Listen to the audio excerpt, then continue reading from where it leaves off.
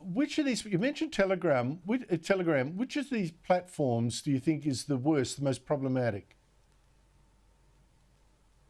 There's no doubt in my mind Telegram and WhatsApp, which is owned by Meta as well, because it's a one-to-one messaging service.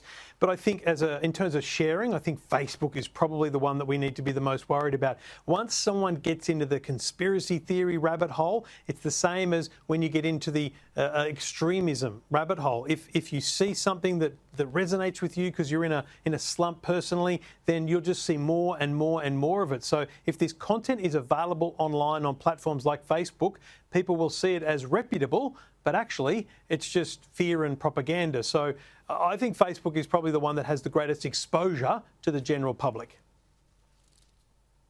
Now, Trevor, I understand this E-Commission wants to do something about this, fine, but I'm thinking, how does all this work? These are international platforms. What's the danger of having governments in all sorts of countries, potentially more than 100 governments saying, each having a say on what can or can't appear on these platforms? How does that work?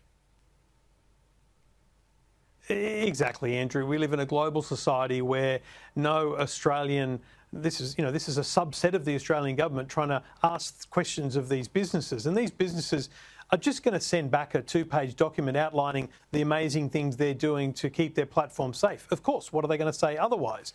But whether we could actually prevent them from changing or make them change that, I think it's fanciful to believe that without a huge united front, I don't see much changing here at all, other than for them to say, we're doing our best, we are moderating content when it's reported to us, and we encourage people to report that content.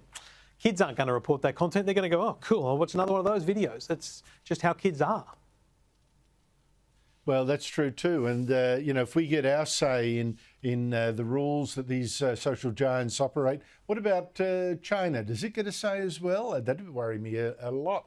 Trevor Long, thank you so much indeed for your time. Really appreciate it.